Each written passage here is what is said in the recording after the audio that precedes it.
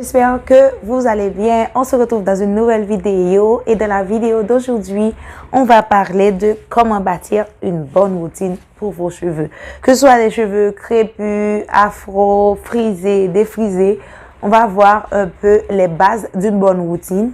Tout ce dont vous avez besoin de savoir, peu importe que vous utilisez de bons produits, si vous n'avez pas une bonne alimentation ou si vous ne prenez pas soin de votre corps, faites du sport, mangez bien, votre routine sera un petit peu moins efficace. Donc, c'est pour ça aussi, je vous invite à regarder une chaîne YouTube qui partage des recettes complètement naturelles pour différentes maladies que vous pouvez avoir ou que vous avez sûrement écouté parler. Vous pensez que ce sont des maladies qui sont impossibles de traiter naturellement ou des problèmes de santé que vous ne pouvez pas traiter.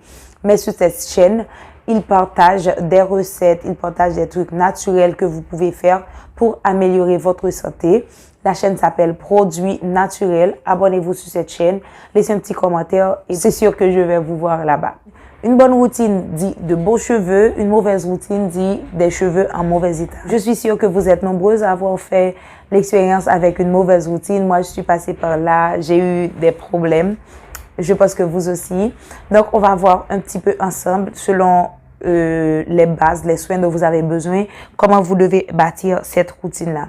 Une routine capillaire, c'est un ensemble de gestes, d'actions, de soins que l'on fait sur une durée de temps pour prendre soin de nos cheveux. Pour une bonne routine capillaire, il y a des étapes, il y a des points à respecter. Premièrement, il y a le pré-pou. Le pré-pou, c'est l'étape numéro 1 dans l'ensemble de soins dont vous avez à faire. Donc, c'est un soin que l'on fait avant notre shampoing pour préparer nos cheveux à recevoir mieux le shampoing et à ne pas être affecté par les effets négatifs que certains shampoings peuvent avoir sur nos cheveux.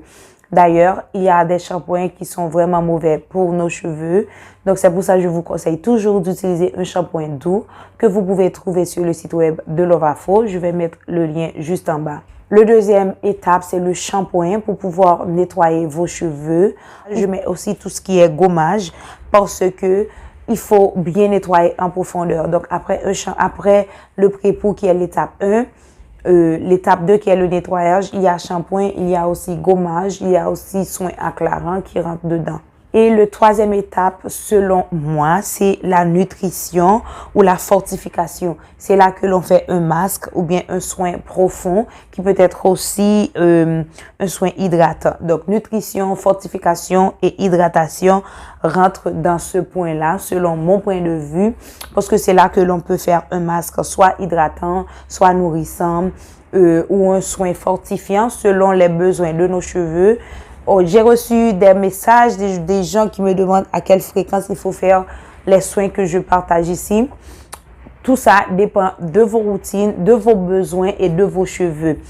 Par exemple, moi, je sais que si j'ai fini de faire un challenge activateur de pouce avec des huiles ou des eaux qui sont un peu agressives pour mes cheveux, je sais que tout de suite après ou durant le moment où je fais la période alors que je fais le challenge, je vais faire des soins hydratants. OK? Ça, c'est moi, c'est mes cheveux, ils fonctionnent comme ça.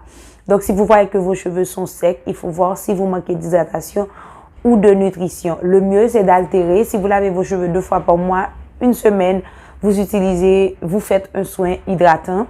L'autre semaine, vous faites un soin nourrissant. Donc, c'est mieux comme ça. Et après une semaine de lavage, vous hydratez un petit peu pour recommencer la nouvelle semaine avec les cheveux frais. Si vous lavez vos cheveux chaque 2 semaines, OK? Pendant un mois, vous lavez vos cheveux 2 fois. Si vous lavez vos cheveux toutes les semaines, à chaque semaine, il faudrait voir exactement comment vous pouvez bâtir votre routine. Une semaine hydratant, une semaine nourrissant ou selon les besoins de vos cheveux.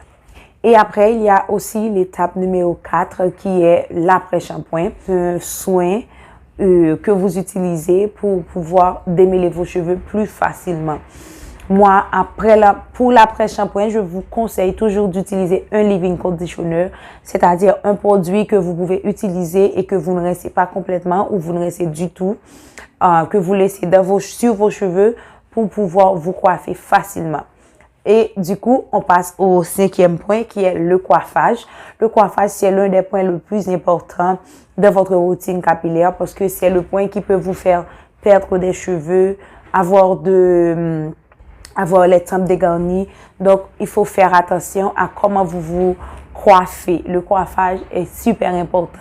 Coiffez vos cheveux de façon douce, de façon souple, parce que si vous serrez trop, vous allez avoir de la casse. Si vous ne prenez pas le temps de bien démêler, vous allez avoir de la casse. Donc, le coiffage, c'est tout. Après votre lavage, vos cheveux vont être à l'air libre. Si vous ne vous coiffez pas, vous aurez des problèmes de nœuds. D'ailleurs, j'en ai parlé dans une autre vidéo, comment éviter les nœuds. Donc, voilà, pour moi, c'est tout ce que vous avez besoin pour avoir une bonne routine.